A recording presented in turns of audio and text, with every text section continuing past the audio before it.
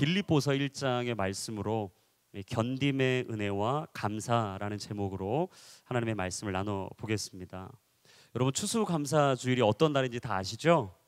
1년 동안에 하나님이 주신 은혜를 기억하는 날, 기억할 뿐만 아니라 그 기억된 것을 고백하는 날, 고백한 것에서 멈추는 것이 아니라 그 고백을 가지고 하루하루 살아가기로 결단하는 날이 바로 추수감사주일입니다. 저도 어제 1년 동안에 저에게 주신, 또 우리 가정에 주신, 또 우리 공동체에 주신 은혜를 한번 세워보았습니다. 사실 그 감사를 세워보다 보니까 한 가지 제가 잊고 있었던 게 하나 있더라고요. 그게 정말 내 삶 속의 순간순간 감사를 잊어버렸다라는 것이었습니다.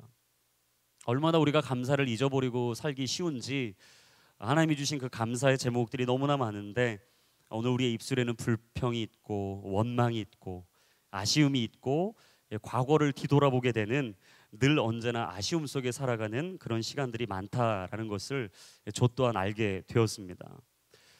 제가 책 읽기 좋은 이 가을에, 이 독서의 계절에 여러분들의 감사의 영성이 회복될 수 있도록 책 한 권을 추천해 드리기를 원합니다.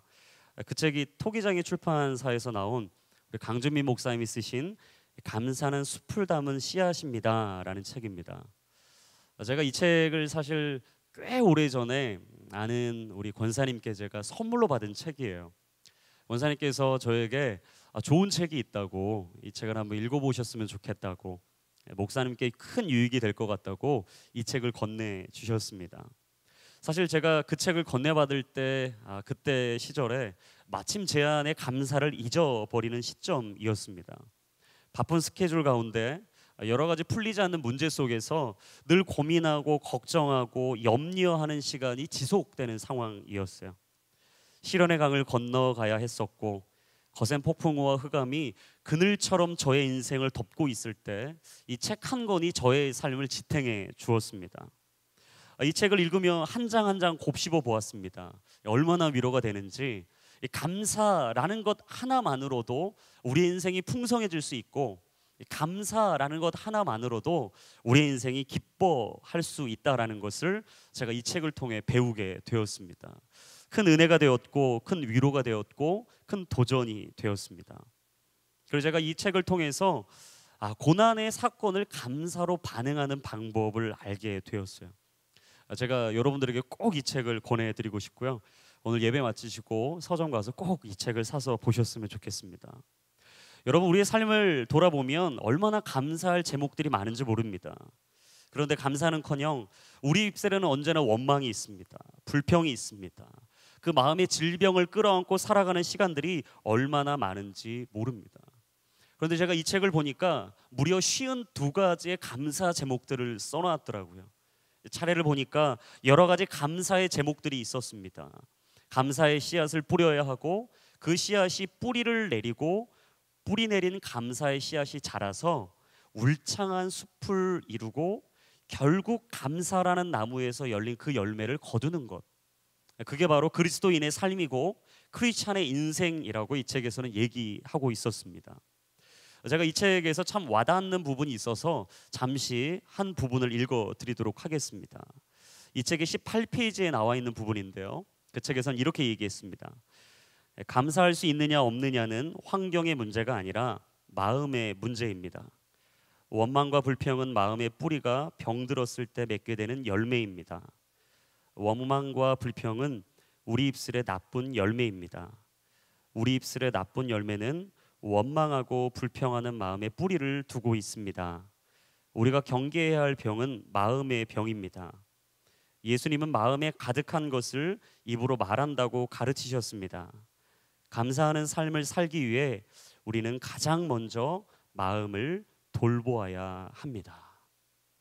이 책에서는 얘기합니다. 우리가 감사하는 인생을 살기 위해서 가장 먼저 점검해야 할 것이 있다. 그게 무엇인가? 마음을 돌아보는 것이다. 감사할 수 있느냐 없느냐는 내게 허락된 환경의 문제가 아니라는 것입니다. 그 문제를 어떻게 받아들이고 어떻게 반응할 것인가? 바로 하나님께서 우리에게 주신 마음의 문제라는 것이 바로 이 책의 핵심 요지였어요. 그래서 성경의 잠언 4장 23절은 우리에게 이렇게 얘기합니다. 모든 지킬 만한 것 중에 더욱 내 마음을 지키라. 생명의 근원이 이에서 남이니라. 여러분, 사람에게 생명의 샘이 흘러나오는 곳이 있다는 것입니다. 사람의 인생에 진정한 생명이 흘러나오는 기초 뿌리가 있다는 것입니다. 그것이 무엇입니까? 마음이라는 것이죠. 그래서 솔로몬은 잠언을 통해서 우리에게 또 강조해서 얘기합니다. 무릇 지킬 만한 것 중에 무엇을 지키라? 내 마음을 지키라. 우리 같이 한번 선포해 봤으면 좋겠습니다. 우리 자신에게 내 마음을 지키라. 여러분, 마음을 지켜가는 것이 너무나 중요합니다. 오늘 본문에 등장하는 사도 바울, 그는 언제나 어디서나 누구와 함께 하든지 꼭 지켰던 것이 하나 있습니다. 그것은 그의 마음입니다. 그가 예수님을 만나기 전에는 마음이 널뛰게 하는 대로 살았습니다. 느끼는 대로 살았습니다. 내가 생각하고 바라고 추구하는 대로 살았습니다. 자신이 원하는 것을 하며 사는 것이 그의 인생의 전부였습니다. 하지만 예수님을 인생의 주인으로 영접한 이후에는 그는 결코 감정의 노예가 되지 않았습니다. 감정을 따라 사는 게 아니라 예수님이 주신 마음을 붙들고 살았다라는 사실입니다. 여러분, 오늘 본문에 등장하는 빌립보서 다 아실 겁니다. 사도 바울이 어디 있을 때 쓴 책입니까? 감옥에 있을 때 적었던 책이에요. 그래서 흔히 바울 서신 중에 에베소서, 빌립보서, 골로새서, 빌레모서 이 네 가지를 옥중 서신이라고 부릅니다. 근데 사실 오늘 본문이 속해 있는 빌립보서는 이 옥중 서신 중에서도 또 다른 특징 하나가 있습니다. 옥중 서신이라는 닉네임 외에 빌립보서에 한 가지 더 붙여놓은 닉네임이 있어요. 그게 뭐냐면 기쁨의 서신이다라는 거예요. 여러분, 옥중에 있는데 어떻게 기뻐할 수 있을까?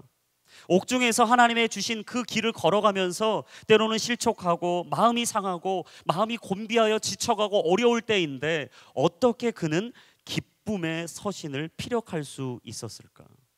여러분, 얼마나 역설적인 표현입니까? 여러분, 제가 지난주에도 말씀을 드렸어요. 추석이라 많은 분들이 고향에 다녀오셨기 때문에 한 번 더 들어주십시오. 제가 저번 주에 뭐라고 말씀드렸습니까? 예수님과 친밀해지면 친밀해질수록 우리가 깨닫는 것 하나가 있다라는 거예요. 그게 무엇입니까? 신앙의 역설이라는 거예요. 십자가의 신비라는 것입니다. 그리스도인은 딱 한마디로 요약한다면 신앙의 역설을 살아가는 거예요. 십자가의 신비를 누리는 것입니다. 사도 바울은 신앙의 역설을 알았던 사람입니다. 십자가의 신비를 날마다 경험하며 살았던 사람입니다. 없지만 있는 것을 보았습니다. 모자라지만 넉넉함을 누렸습니다. 아무것도 들리지 않지만 하늘로부터 부어주시는 하나님의 은혜를 따라 아버지의 음성을 듣고 그 말씀을 따라 좌로나 우로나 치우치지 않는 믿음의 선한 싸움을 살았던 사람, 그 사람이 바로 사도 바울이라는 거예요. 근데 여러분, 그는 몸은 옥에 가둘지언정 어느 누구도 자신의 마음만큼은 옥에 가둘 수 없다는 걸 알았어요. 그래서 그는 감사할 수 있느냐 없느냐는 환경의 문제가 아니라 마음의 문제라는 것을 알았습니다. 그런데 제가 이 깊은 묵상 가운데 오늘 본문의 1절을 보니까요, 사도 바울이 참 따뜻한 사람이라는 생각이 들었습니다. 제가 그동안 생각했던 사도 바울은 냉철한 사람이었어요. 이성적인 사람이었어요. 지성적인 사람이었습니다. 철학적인 관점에서 자신의 삶을 어떻게 볼지를 늘 생각했던, 어찌 보면 좀 차가웠던 사람. 제가 오늘 본문의 1절을 보는데 사도 바울이 너무 따뜻한 거예요. 우리 오늘 본문의 1절 말씀을 다시 한번 우리 한 목소리로 읽어볼 텐데요, 같이 한번 읽어보겠습니다. 시작. 그리스도 예수의 종 바울과 디모데는 빌립보에 사는 그리스도 예수 안에 있는 모든 성도들과 감독들과 집사들에게 편지를 씁니다. 어찌 보면 너무나 평범한 편지의 시작입니다. 저도 사실 그동안엔 그렇게 지나쳤어요. 편지를 쓰면서 처음 시작에 이야기를 하는구나, 안부를 묻는구나, 내가 누구인지를 밝히는구나, 그 정도로 이 본문의 1절을 넘어갔습니다. 근데 제가 찬찬히 1절을 보는데 너무 깊은 중요한 영적 의미가 담겨져 있더라고요. 이 바울이 하나님의 은혜에 항상 감사하며 살 수 있었던 비결이 1절에 담겨져 있는데 그 이유는 무엇인가? 그는 그리스도 예수의 종이라는 사실을 알고 살았다는 사실이에요. 여러분, 사람은 내가 누구냐를 알 때 인생이 바뀝니다. 나는 어떤 인생을 살아야 하는지 방향이 잡히면 사람의 인생은 달라지는 거예요. 사도 바울은 다른 인생을 살았습니다. 여러분, 신앙은 아는 것으로부터 시작돼요. 하나님께서는 천지 만물을 다스리는 분이시고 우리 인간의 생사화복을 다스리시는 분이다. 여러분, 이걸 알면 달라지는 거죠. 이걸 알면 우리 인생의 관점이 바뀌는 것입니다. 사도 바울은 이야기합니다. 나는 예수 그리스도의 종입니다. 그걸 깨닫고 그걸 알기 시작하자 그의 삶은 새로운 신앙의 여정이 되었어요. 저는 이 시간 축복합니다. 여러분 삶 가운데 믿음의 눈이 열리기를 축복합니다. 영적인 깨달음이 오늘 이 시간 여러분의 삶 가운데 임하기를 주의 이름으로 축원합니다. 근데 여러분 1절에 한 가지 더 필요해요. 근데 뭐냐면 사실 자기가 그리스도의 종이라는 걸 깨닫고 살았다면 자신 홀로 살아갈 수 있었을 텐데도 불구하고 사도 바울이 굳이 편지를 썼다는 거죠. 그것도 옥에서. 진짜 그런 생각이 들더라고요. 빌립보에서 과연 사도 바울에게 편지 좀 써달라고 얘기했을까? 그렇지 않았을 것 같아요. 그렇다면 왜 사도 바울이 이 편지를 썼을까? 문득 제 안에 그런 생각이 드는 거예요. 사도 바울은 참 바보 같다. 참 바보 같다. 그렇습니다. 여러분, 그리스도인들은 어떤 의미에서는 바보입니다. 아니, 바보 같아 보여야 하는 사람들이 그리스도인들이에요.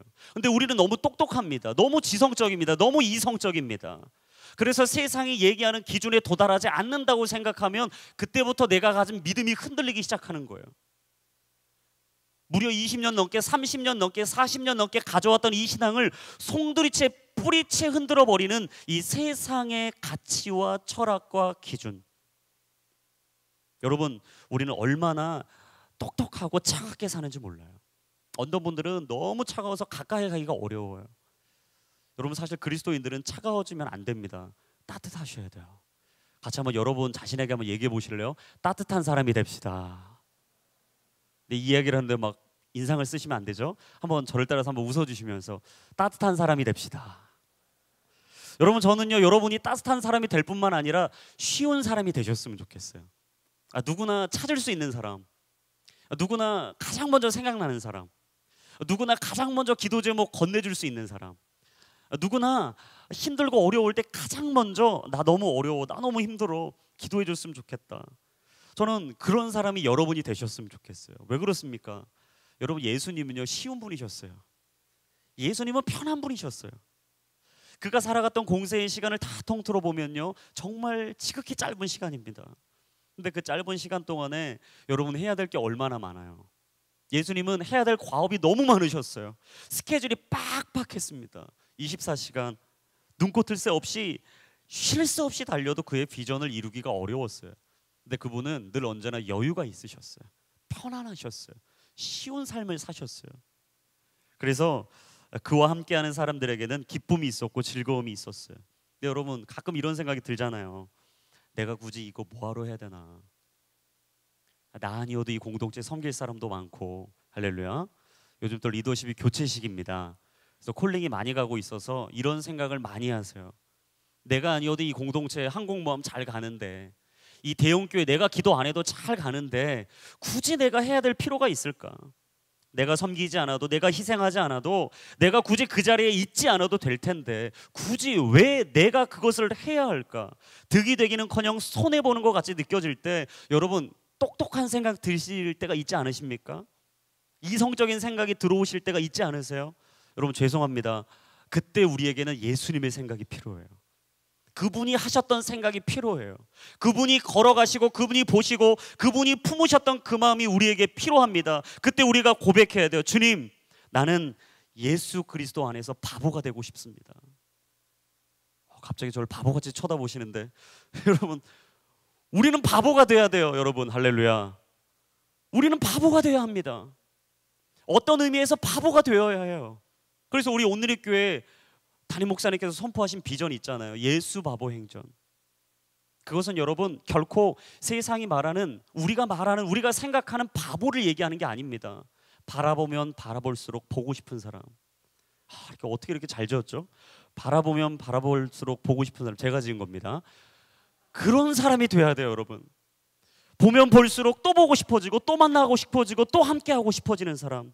그래서 사도 바울은 여러분 바보가 되기로 결정한 거예요. 번거롭지만 번거롭기로 결정한 겁니다.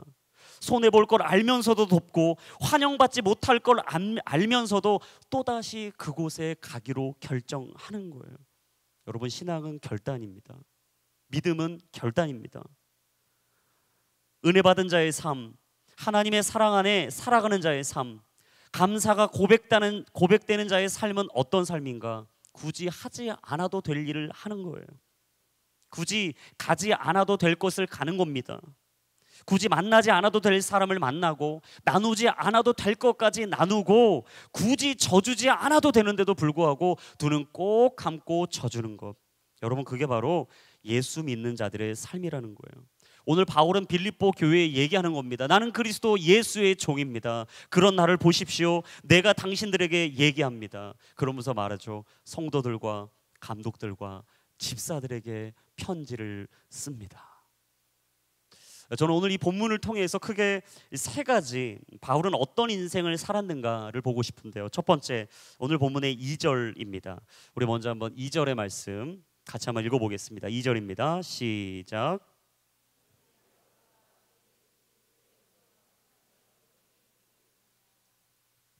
자, 2절에 보시면 첫 번째, 사도 바울은 축복하는 인생을 살았다라는 것입니다. 우리 같이 한번 선포합시다. 축복하는 인생을 살았습니다. 여러분, 사도 바울이 신약에서 총 13가지의 편지를 썼습니다. 그래서 그것을 신학적으로 바울서신이라고 얘기를 합니다. 제가 어제 사도 바울이 쓴 서신을 다 찾아봤어요. 13곳을 아주 집중적으로 찾아봤습니다. 다 볼 수는 없으니까 첫 장만 다 봤습니다. 첫 장을 다 살펴보니까 사도 바울이 썼던 13가지의 서신의 특징이 있더라고요. 사도 바울은 항상 편지를 쓰기 전에 그들에게 안부를 묻고 그 안부를 묻는 가운데 두 가지 단어를 거론했습니다. 그게 바로 오늘 2절에 나와 있는 은혜와 평강이었어요. 이 바울이 말하는 은혜와 평강은 어떤 은혜와 평강입니까? 사람이 주는 은혜입니까?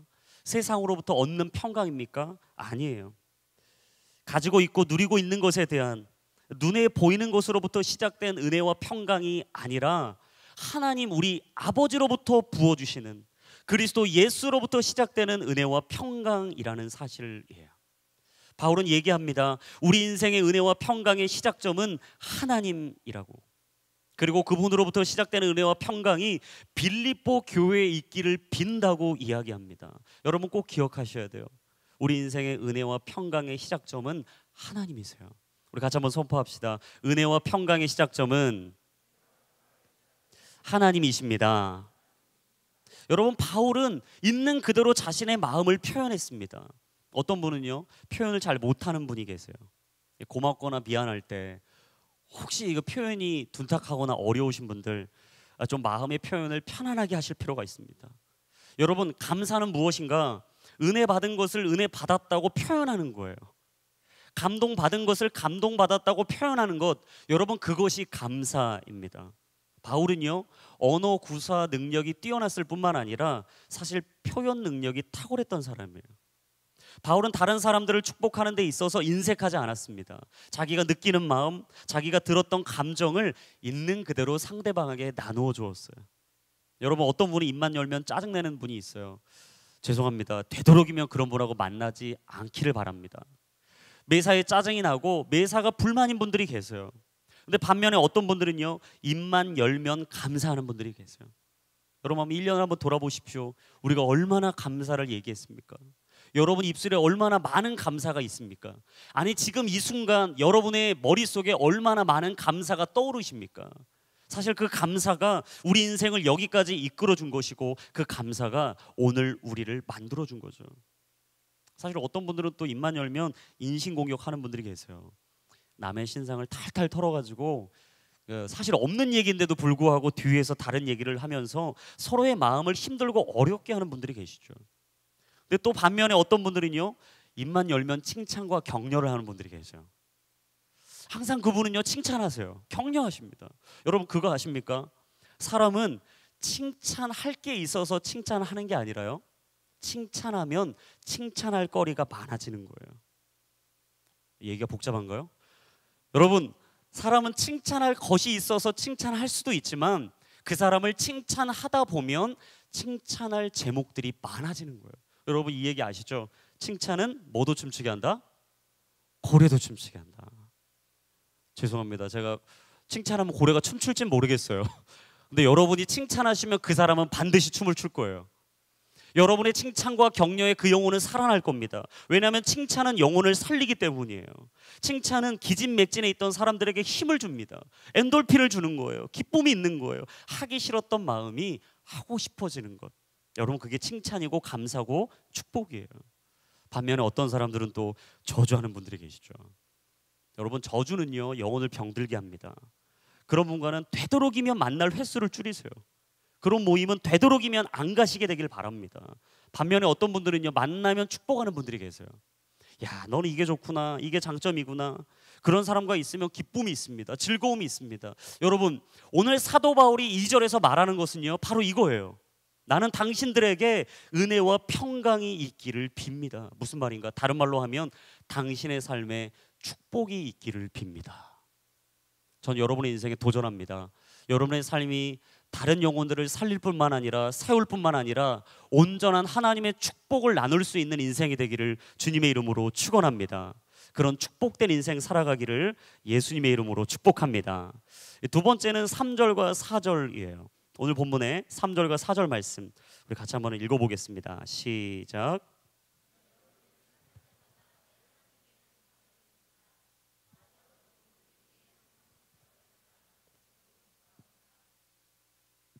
자 보시면 사도 바울은 두 번째 어떤 인생을 살았는가 같이 한번 선포합니다. 기도하는 인생을 살았습니다. 제가 3절 4절을 보니까 이런 생각이 드는 거예요. 사실 바울이 누가 누구를 생각해 줄 상황이냐. 지금 바울이 지금 옥에 갇혀 있습니다.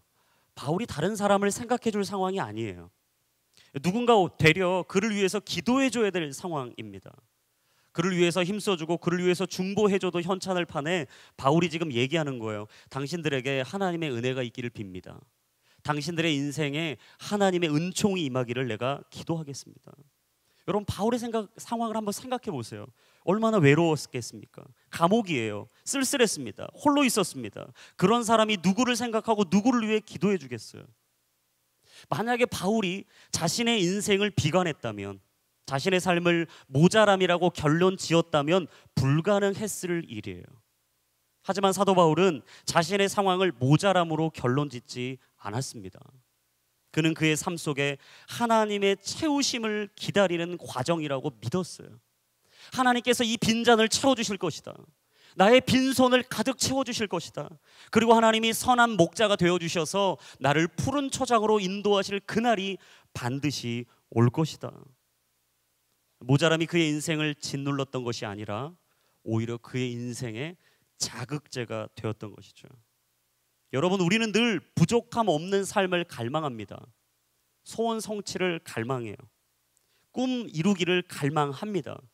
그래서 모자람 없는 풍족한 삶을 원해요. 근데 여러분 성경을 보시면 얼마나 많은 사람들이 풍부 때문에 몰락했는지 모릅니다. 성공 때문에 비참해졌고 위대한 성취 후에 더욱 깊은 영적인 침체에 빠졌습니다. 여러분 혹시 과불유급이라는 단어를 들어보셨어요? 넘침은 모자람만 못한다는 뜻이에요. 그래서 하나님께서는 우리가 넘치면 비우게 하십니다. 높아지면 낮추세요. 강해지면 약하게 하십니다. 예수님은 높은 분이셨지만 자신을 스스로 낮추셨어요. 차고 넘치는 분이셨지만 자신을 비워서 종의 형체를 가지셨죠. 강한 분이셨지만 약한 자가 되기로 결단하시고 죽기까지 그 부르심에 복종하셨어요. 스스로 모자람의 길을 선택하신 것입니다. 여러분 요한복음 2장에 나오는 그 기적을 기억하십니까? 요한복음에 나오는 가장 첫 번째 이적 바로 가나 혼인잔치의 기적입니다. 여러분 놀라운 사실은요, 그 기적을 사실 깊이 돌아다 보면 기적이 일어난 원인의 제공은 모자람이었다라는 거예요. 혼인 잔치에서 포도주가 떨어지고 포도주가 모자란다는 건 여러분 슬픈 일입니다. 그러나 그 슬픈 현실 때문에 마리아는 예수님을 찾기 시작했어요. 그리고 그에게 놓여 있던 하인들에게 예수님께 달려가라고 얘기를 했습니다. 그리고 예수님께 답을 구했죠. 모자람의 현실 때문에 물이 포도주로 변하는 기적이 나타난 것입니다. 가나 혼인 잔치에서 포도주가 모자랐기 때문에 예수님은 무명의 존재에서 하나님의 기적을 행하는 믿음의 위대한 분으로 나타나셨다라는 사실이에요. 여러분, 모자람이 나타나는 그 순간 예수님은 하나님의 모습을 드러내셨어요. 우리가 모자랄 때 우리는 비로소 하나님이 우리의 삶의 한복판에 계시다는 것을 깨닫게 됩니다. 그리고 그 순간 하나님께서 내 삶을 다스리시고 통치하시고 인도하신다는 것을 깨닫죠. 그 인생에서 하나님을 만나고 하나님을 경험하고 하나님이 이끌어 가시는 그 인생을 바라보는 것입니다. 그래서 여러분 한 가지 꼭 기억하셔야 돼요. 모자람은 은혜이고 모자람은 감사의 조건입니다. 꼭 기억하세요. 성취는 공허를 주고 성공은 유혹을 부르고 승리는 교만과 방심을 부릅니다. 그래서 영국의 비평가요 역사가였던 토마스 칼라일이 이런 말을 남겼어요. 역경을 이기는 사람이 100명이라면 번영을 이기는 사람은 1명이다. 여러분, 사도 바울이 고린도전서 10장 12절에 뭐라고 얘기합니까? 그러므로 선줄로 생각하는 사람은 넘어지지 않도록 조심하십시오. 섰다면 깨어 있으라는 것입니다. 내가 서 있다고 생각한다면 깨어 있으라는 것입니다. 우리가 넘어지지 않기 위해서 더욱 발버둥 치라는 것입니다. 그리고 사도 바울은 한마디 더 보태 오늘 본문에 얘기합니다. 깨어 기도하십시오. 그래서 사도 바울은요, 어떤 상황과 환경에 처하든 기도하기를 힘썼습니다. 그리고 오늘 3절에 이렇게 얘기하잖아요. 나는 여러분을 생각할 때마다 내 하나님께 감사를 드립니다. 여러분, 무슨 말입니까? 여러분을 생각할 때마다 감사 기도가 절로 나온다는 거예요. 감사할 수밖에 없다라는 거예요. 여러분, 바울은 모자람 때문에 꿈을 갖게 되었어요. 모자람 때문에 하나님을 찾게 되었어요. 모자람 때문에 강한 열정으로 복음을 전할 수 있게 되었어요. 결국 바울은 모자람 때문에 기적을 보았던 것입니다. 그 기적이 기쁨으로 이어졌어요. 그게 오늘 4절이거든요. 바울은 기도할 때마다 기뻤다고 얘기합니다. 당신들을 생각할 때마다 기쁘다고 얘기합니다. 그게 어떻게 가능합니까? 절망이 아니라 소망을 보았기 때문이에요. 절망 속에 자신의 삶을 내어놓았던 것이 아니라 소망 속에 자신의 삶을 드리기에 힘썼기 때문입니다. 그래서 스코트 피츠제럴드라는 분이 이런 말을 했어요. 생명력이란 살아남는 능력만을 의미하는 것이 아니다. 새로 시작하는 능력이기도 하다. 여러분, 하나님이 우리가 다시 시작할 수 있도록 도와주시는 곳, 그곳이 어디입니까? 벼랑 끝입니다. 하나님이 일하시는 곳은 바로 벼랑 끝이에요. 십자가 끝에서 부활이 시작됐습니다. 십자가 끝에서 생명이 시작됐습니다. 그래서 우리는 벼랑 끝에서 하나님을 만나는 거예요. 벼랑 끝에서야말로 비로소 새로운 시작을 행할 수 있는 것입니다. 끝은 마지막이 아닙니다.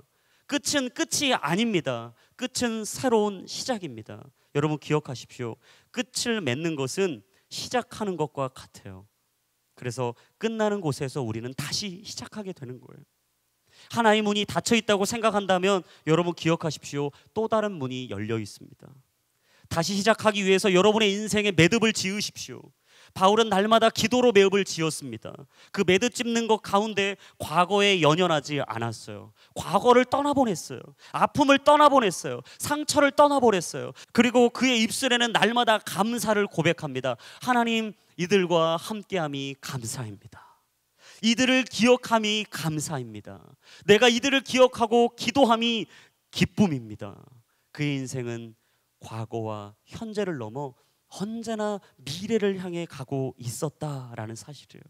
여러분, 저는 축복합니다. 여러분의 인생이 과거와 현재를 넘어서 미래의 소망을 바라보는 확신의 자리로 갈 수 있기를 주님의 이름으로 축원합니다. 그게 오늘 세 번째, 오늘 바울이 6절을 통해 살았던 삶이에요. 우리 6절 말씀 다 같이 한번 마지막 읽어보겠습니다. 시작.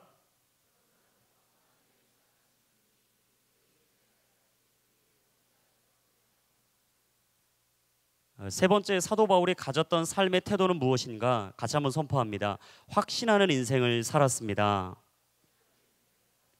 여러분, 바울은 언제나 확신에 찬 인생을 살았습니다. 어떤 사람을 보면요, 의심하는 사람이 있는 반면에 어떤 분은 확신에 찬 사람이 있어요. 확신에 있다는 것은 무슨 말입니까? 당차다는 얘기예요. 당차다는 것은 무슨 말입니까? 절대 굽힘이 없다는 이야기죠. 환난이나 곤고나 핍박이나 배고픔이나 헐벗음이나 위험이나 칼이라도 하나님의 사랑에서 누구도 우리를 끊을 자가 없다라고 사도 바울은 고백했습니다. 바울의 믿음의 확신이 잘 고백되어 있는 곳이 어디인가? 여러분, 로마서 8장이에요. 저는 여러분들이 로마서 8장을요 깊이 있게 묵상하셨으면 좋겠어요. 저희가 저번 주에 얘기했잖아요. 로마서 8장 18절. 생각하건대 현재의 고난은 장차 우리에게 나타날 영광과 좋게 비교할 수 없다. 로마서 8장 28절. 우리가 알거니와 하나님을 사랑하는 자 곧 그의 뜻대로 부르심을 받은 자들에게는 모든 것이 합력하여 선을 이루느니라. 그리고 한 가지 더 덧보태서 로마서 8장 38절과 39절 우리 같이 한번 자막을 통해 읽어보겠습니다. 시작. 나는 확신합니다. 죽음이나 생명도 천사들이나 악마들도 현재일이나 장래일이나 어떤 능력도 높음이나 기쁨이나 다른 어떤 피조물도 그리스도 예수 우리 주 안에 있는 하나님의 사랑에서 우리를 끊을 수 없습니다. 여러분, 사도 바울은 언제나 확신에 찼습니다. 그리고 그 확신을 고백했습니다. 그 고백하는 것 가운데 늘 그의 삶은 다른 사람들을 일으킬 뿐만 아니라 자신의 감사의 삶을 노래하는 인생을 살았어요. 여러분, 만약 바울이 모자람만 보았다면, 자신의 인생의 결핍만 보았다면 결코 하나님의 사랑을 확신할 수 없었을 거예요. 바울은요, 모자람을 결핍으로만 보지 않았습니다. 하나님과 단둘이만 나눠야 될 사랑의 이야기로 얘기했어요. 언제나 자신의 모자람을 하나님 앞에 드리는 감사로 이어갔습니다. 그리고 그는 그 감사를 통해서 하나님을 기억하는 원천이라고 고백합니다. 생명이 담겨져 있다고, 모든 것의 기적을 이루는 시작은 감사라고, 천국을 이루는 시작은 감사라고, 우리를 치유하고 우리를 붙들고 오늘 우리의 삶을 회복하는 시작은 감사라고 이야기합니다. 여러분, 감사는요, 오늘 하나님께서 우리에게 주신 복을 세어보는 산수법이에요. 여러분이 감사하면 감사할수록 하나님이 주신 축복을 세어보는 거예요. 오늘은 이걸 주셨구나, 오늘은 내게 이 길을 열어주셨구나, 오늘은 내게 이 사람을 주신 거구나, 그래서 내가 오늘도 내 손을 펴야 되는 거구나, 그래서 내가 이 사람들을 끌어안고 함께 기도하고 눈물로 믿음의 길을 걸어가야 되는 거구나. 여러분, 감사는 선택입니다. 감사는 결정이에요. 여러분이 행복하기로 결정하고 선택하는 그 순간 여러분의 입술에 감사가 흘러나올 거예요. 하나님의 마음을 품기로 선택하는 그 순간 우리는 오늘도 잃어버렸던 그 감사를 계속해서 고백하게 될 것입니다. 그래서 호세 마르티라는 사람이 이런 얘기를 했어요. 감사는 꽃처럼 높은 곳에서 피어나지 않고 겸손한 자의 아름다운 토양에서 더 푸르러진다. 여러분, 감사는 높은 곳에 있는 게 아니라는 것입니다. 저 높이 있는 내 이상향에만 감사가 있는 게 아니라는 얘기예요. 꼭 그것이 이루어져야만, 꼭 그것이 성취돼야만, 꼭 그것이 내 손에 들어와야만, 내 모자람과 내 빈잔과 내 결핍이 채워져야만 감사하는 게 아니라고 얘기해요. 오늘 내가 서 있는 이곳에서 더욱 겸손하게 내 삶에 기꺼이 감사를 고백할 때 겸손한 자의 아름다운 토양에서 더 푸르러지는 것, 여러분, 그것이 바로 감사라고 이야기를 합니다. 저는 오늘 마지막 여러분이 잘 알고 계시는 이지선 씨에 대한 얘기를 잠시 드리고 오늘 설교를 마칠까 합니다. 이지선 씨가 2000년에 어려움을 당했죠. 사실 그 어려움을 당한 이후에 계속해서 자신의 인생에 찾아온 이 모자람에 대한 고통, 이 결핍에 대한 고통이 자신의 마음을 짓눌렀다고 이야기를 합니다.